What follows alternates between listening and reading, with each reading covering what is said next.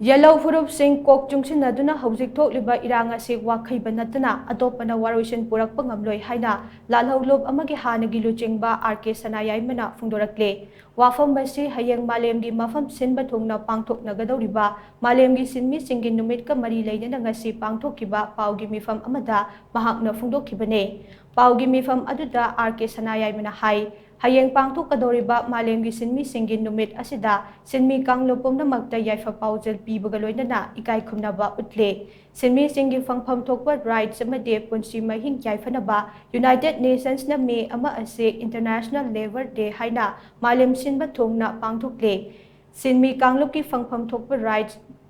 makhoigi fangpham thokpa khuchumal amade punsi mahingi oiba lo kaya ngasi dilaire adubu senjau pawi singna sinmi singbo sizinaduna amade makhoibu tuhatpiduna senjau tanbagi fibam de ngasi sukoktre adumak leire lamdam asida sura nomlaga hingliba sinmi singi masing nongmage hengalakle marak asida anauba fibam ama oina laumi oiramba mioi kaya thabak supham nongpham leitabadage awaba fibam amada leirakle nongmagi hengalakliba supham nongpham leitriba mioi sing asiki matangda kupna khana hautragade makhoigi laibak tamba ngamde survey amagi matung inna HOUJIK lamdam asida thokliba irang asida khulngakpa thorakliba mioi sing asi chada humputarade nongmagi suraga imung puba mioi singna oire thabak suraga hingliba kanglop asigi yaifanaba aikoina thausil puthokpa mathau tai haina mahakna makhata khe supham nongpham khangdaba masagi pangandu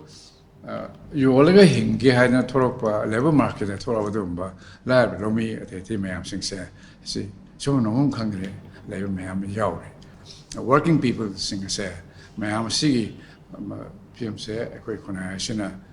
ngasi le phimasida sumcha tharagadi mokoi phim kari oi kadega haise yamna koi nongna ngai ni koi volunteers welfare organization and ama sengwatana koi khona haise Himinasi have wakal si sandoga, Kermani Himinani Haibagi, Tungedu wakal miang lunana. Mayam si Himinavagi, Adumba, wakal sakatana,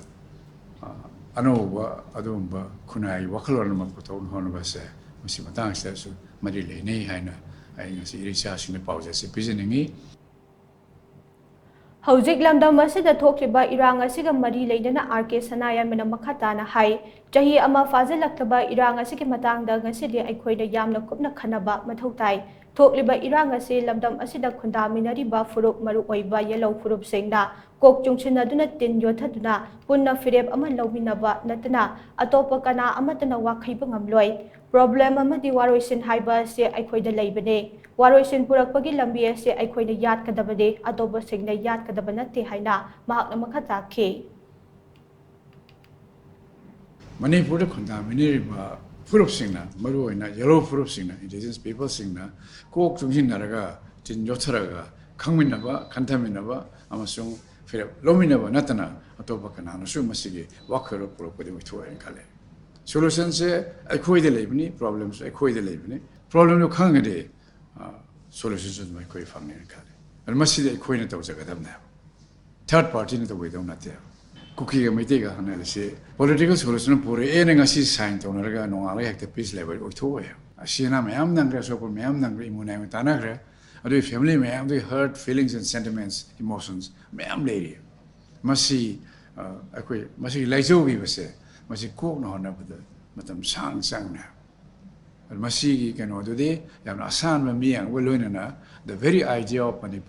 Manipur si karambale pak oirei masi historical foundation du karino al masi historical foundation adu matungina maitei singna kari firab phum thoi atei silana waiba Yelhou furup sing na kari firab lomin na phum thoi habsi sengna mayak sing khangna matamda the real solution adu koi proponam na political level solution khangna yaro